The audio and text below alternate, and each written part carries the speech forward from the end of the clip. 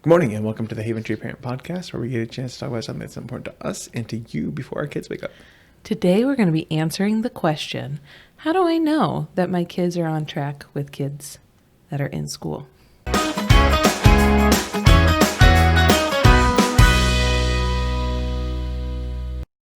So this is one of the first topics that what I think I was focused on when we got into homeschooling. Was very I don't know, important to me to make sure that the kids that were going to be on track, or at least, keeping up with what they would have been learning in public school system or private school system, and not, off balance with that, and making sure that they were where they needed to be with their peers, because I didn't want them to feel less than when we would do social events and they go and hang out with cousins or friends or whoever that are the same age, and they're like, I'm learning this, and we're like, well, we've only taught you that. We don't even have any concept of, So we've never even gone to that level of training. So, that was one thing I wanted to make sure. Not that I remember having any issues myself growing up and seeing that, but I just wanted to make sure that peer level conversations would still be educationally the same. Yeah.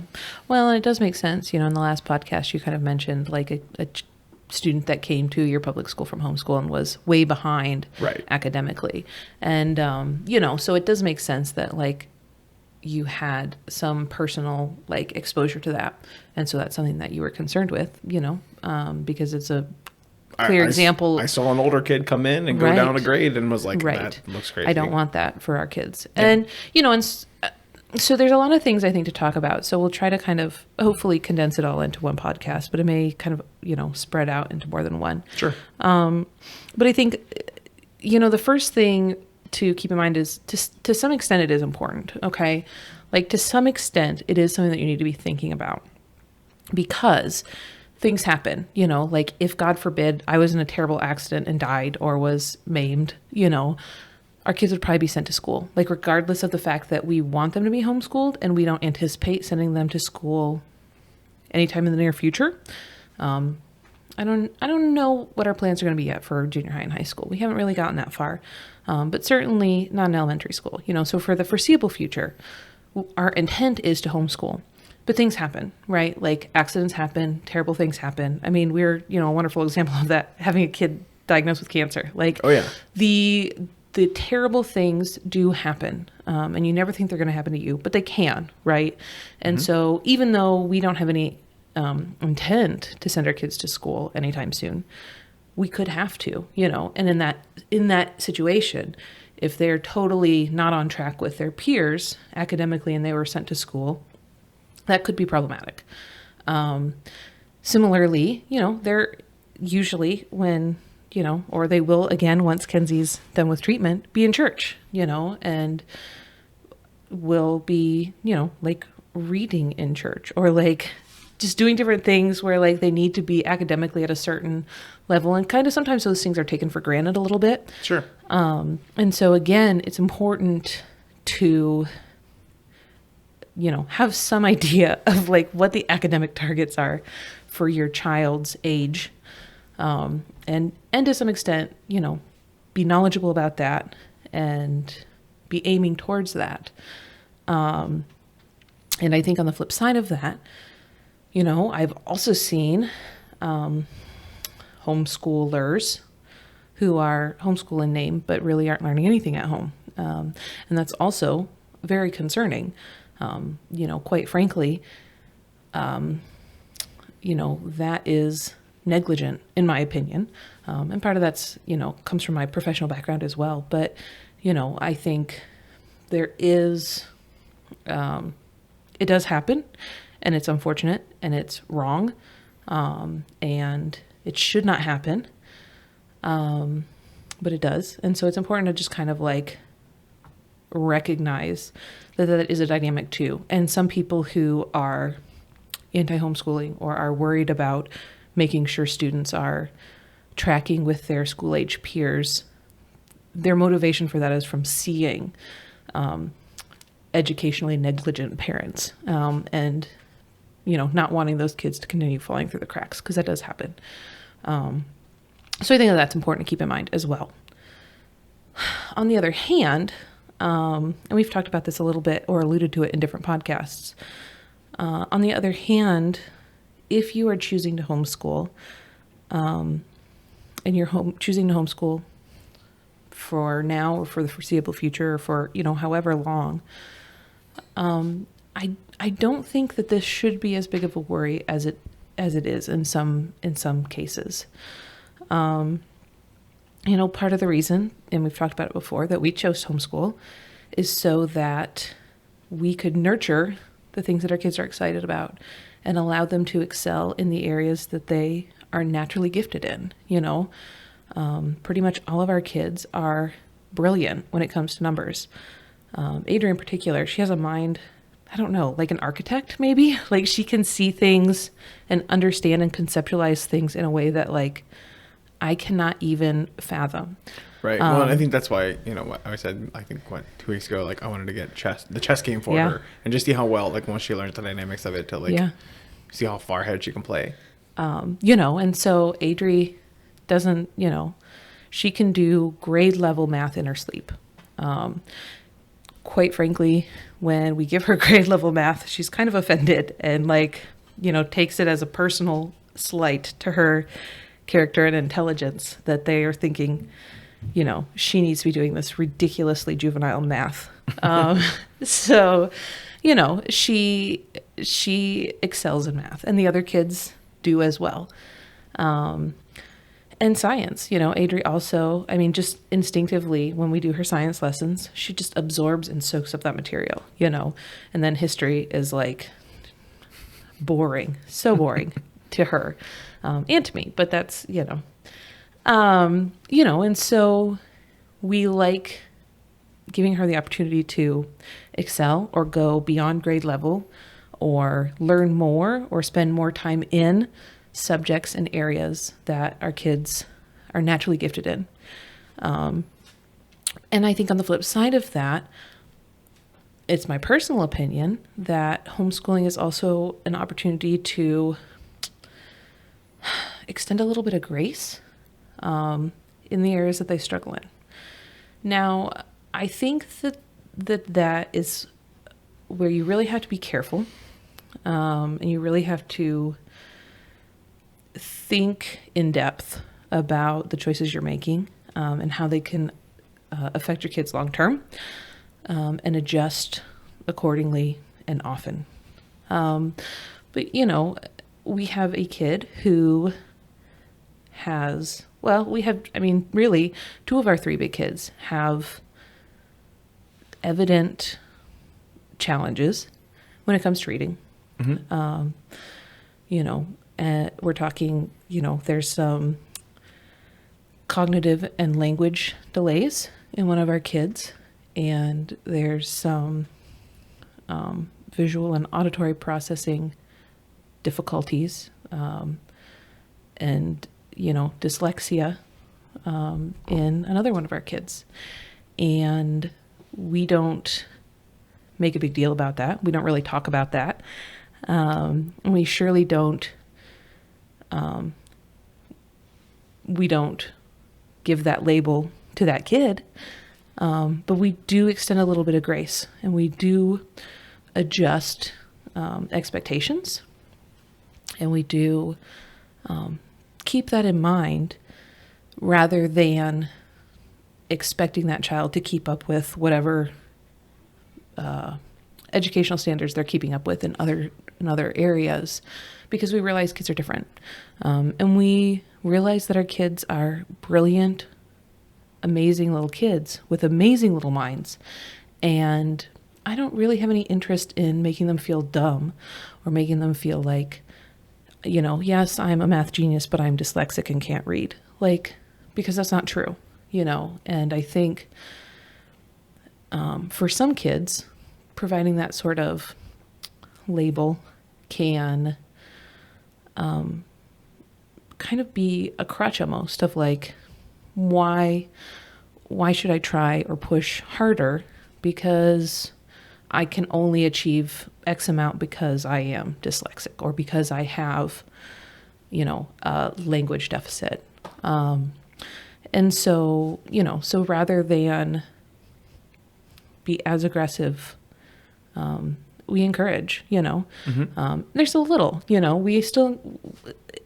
it's appropriate to have high expectations, but also to encourage and to just continue to move forward. And I think the other benefit of homeschool is that we can provide extra time on those subjects that they struggle with,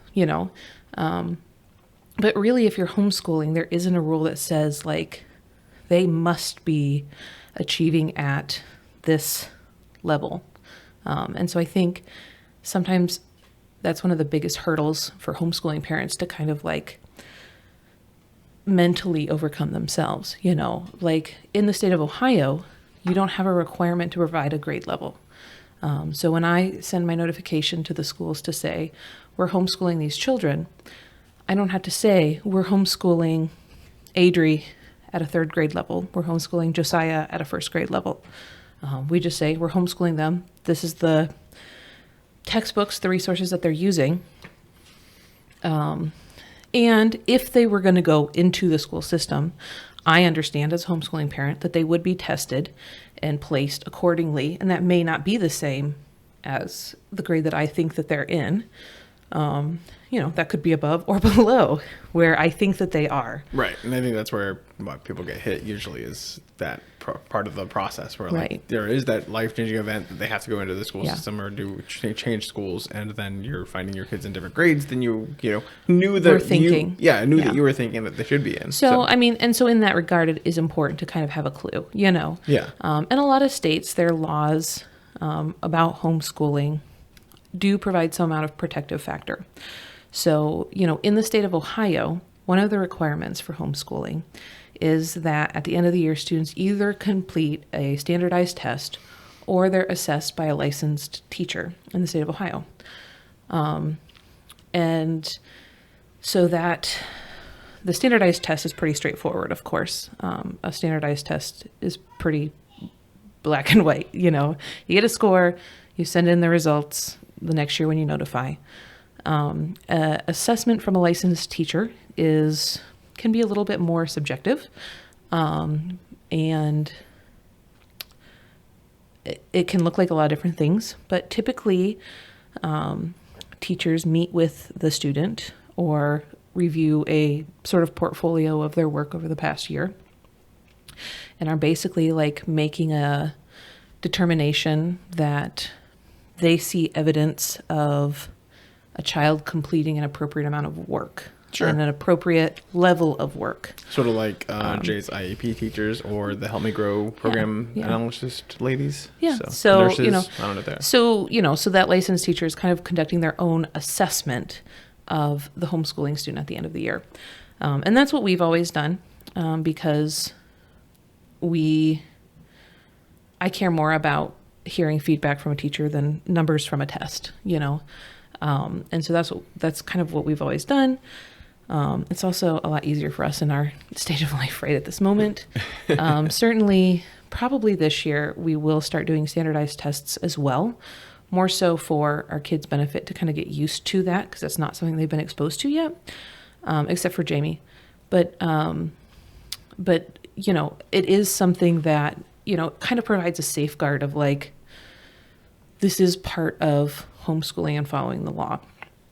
I learned just a couple days ago, I saw a comment in a homeschooling group that I'm in, but in the state of California, for the upper grade levels, homeschoolers are required to use an approved accredited curriculum for their homeschooling materials. Otherwise, it's not going to be approved for them to be homeschooled, which I thought was really interesting. To me, I'm always kind of about more freedom, but certainly I understand the mindset of wanting to make sure that kids are learning like from a evidence-based curriculum, not just like, well, we got our science done for the week. We watched, Magic School Bus, which that is sometimes our science for the week, but, or for the day, I guess, probably not the week, but, but that's balanced with a lot of other things. That's not the only thing that they're doing for science. Sure. So certainly the laws are going to be different in different states, as far as homeschooling and how states are requiring homeschoolers are meeting those grade levels or are actually like doing the work that they're supposed to be doing. So depending on your state, you need to be aware of that and making sure you're being in compliance with the law. But yeah, I do think that, the question for homeschooling parents really should be more about how am I challenging my children and sort of like moving them forward in subjects rather than how am I making sure that they're doing exactly what they would be doing if they were in school. Sure. And I'm excited for a topic really we'll do next week where we'll get more into like the certain divisions on boys versus girls in school and just the education levels and difference of maturity levels there for what we can look into. So I agree with you that there is lots of varieties of things to look into for what a child should be learning, what their what maturity level allows them to be able to focus on and pay attention to, and what learn while they're going through either homeschool or public school. So I think that's definitely I don't know. It makes sense that is a lot of things that you have to pay attention to from both state regulations and different laws and the different ideas that come with that. So and I would say everybody wants to I don't know. There's like this society view of like everybody wants to educate their children like this. Yeah. And then there's like the parental view of like, oh, my kid's not ready to learn that, but I want to teach them these things later, Right. So I think there's definitely, I think that's where the push and shove starts to happen. Yeah. So. And I think that there is, a lot of times that question or that concern comes out of like a genuine place of like wanting to make sure you're doing what your kid needs, and a genuine place of wanting to make sure what kind of like we talked about last week, you're doing enough for your kid, Sure, that insecurity level. And just kind of feeling like the responsibility to educate your children academically is a huge responsibility. And it can be really overwhelming or feel really overwhelming. And so you want to make sure you're doing it right. You want to make sure that they're where they need to be and are on track and things like that. And so I don't think that there's anything wrong with that. But I do think, with our own experience, I wanted a lot of this to be sort of coming from a place of encouragement that like it is okay, if your kid is technically a third grader but is doing fifth grade math and second grade reading, Sure. Which is kind of like where one of our kids is right now. Right. And like I said, at the beginning, like when we first started getting into homeschool, I was like, this is what I expect. I want them to be at their peer levels, education level, school or private school or wherever. Right. Like I want them to be either above, ahead, or on track. And so I think we've done a great job of that, with the challenges and the extra things of, having to deal with all of the craziness that comes with being a big family. Part of life. That, I think we've done a fine job of maintaining a education level, even if it does fluctuate, where they have a superfluous amount of information here and, I don't know, a good education over here. Yeah. So I think it's good. So I think, let that be a little bit of encouragement to you. Now, on the other hand, there are some things, like we kind of said at the beginning, that you can do to there's sort of like checks and balances that I think are good to have. One easy check and balance is the type of curriculum you choose to use. And obviously I just mentioned like California kind of imposes that as part of homeschooling law, that they require that check to ensure that kids are on track, even if they're homeschooled. But if you're concerned about making sure your kid is on track, one really easy way to do that is by choosing a curriculum and not just making it up as you go. That is part of the reason that we like the curriculum that we use. I think the other thing that's really important to keep in mind is both different curriculums and even different states academically vary a lot, like a lot.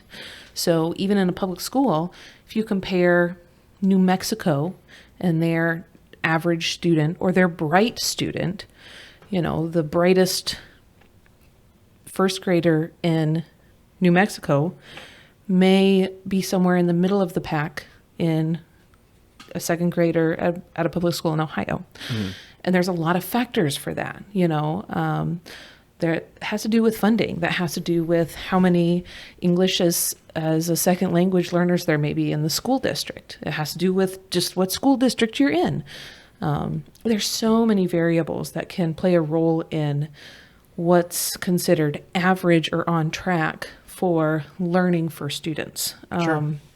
And so I do think that that's really important to keep in mind. The same with public and private school. Private schools in general sort of have the claim to fame of being above public schools academically. It's not always true, though. I mean, there are some public or private schools where it sort of is the known wink, wink, behind closed doors that kids get good grades because their parents pay for them. It's ugly and it's wrong, but it does happen in some private schools. So, the kid at the top of the class in some private school settings may not be the smartest kid. It may be the kid with, the most loaded parents. Sure. So I think that there's a lot of variables that can play into that. Similarly, in homeschoolers, depending on what curriculum you're using, it's going to vary a lot. Abeka is very aggressive and advanced in language arts. So even though our struggling reader is at a second grade level, to me, I also know that means she's probably pretty close to peers in the third grade public school system.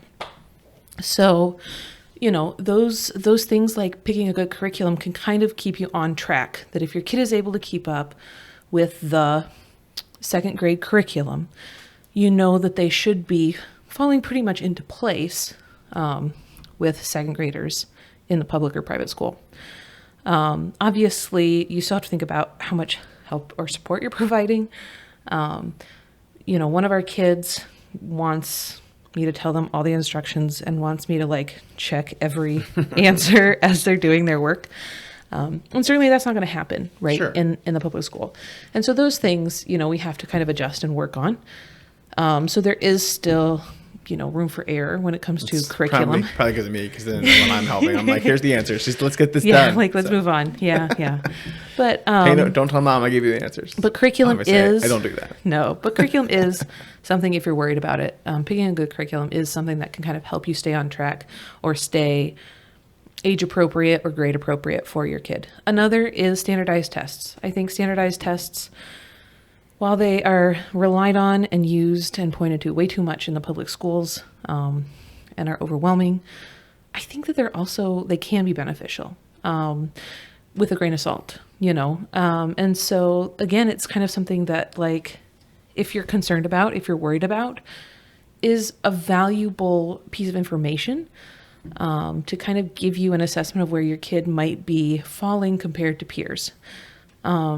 And again, if your kid scores badly in an area, it's not the end of the world, right? That may just mean that the curriculum that you've chosen to use doesn't focus on this particular topic in math until the next grade. So there is a lot of things like that can happen. So don't let that be something that's, so dramatic or traumatic. But it can be a good gauge. It can be a good sort of compass as you navigate your next year and deciding where they should fit. It can also be a good compass if you're trying to decide what grade level curriculum to buy. Certainly there's lots of other things that you can look at too. I mean, there's tons of resources out there about reading levels. And there's a couple of very common reading levels as far as there's letters, and then there's a letter and number system. So again, those are things that can kind of give you an idea or a measurement of where your child is at.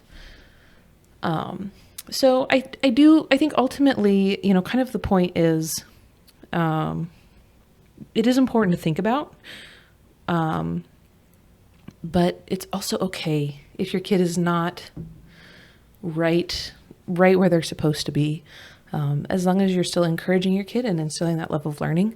I think that that's way more important than if they're able to complete second or third grade reading assignments with perfect fluency and speed. So I don't know. Sure. You know. No, I think reading is always something you can improve upon and like get better at. Like it's not something that you just pick up at 3 or third grade and are great at it. Like, and some people still are terrible readers, or like I read so fast, and like Josh will read something, and I'm like, here, read this article, and like 10 minutes later, Josh is still reading, and I'm like, it was like a 30-second article. Like, what are you doing?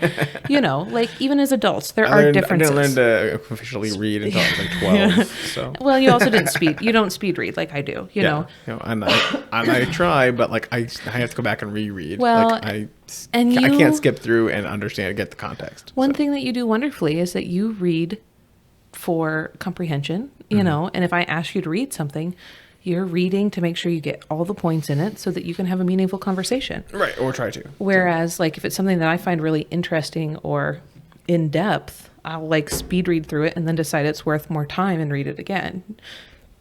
You know, and those are both okay, you know, ways of approaching it. Different styles. So, obviously, I wish that our kids learn your, quick read comprehension level, because that would be beautiful for all of them. I do, too. It would make school so much faster.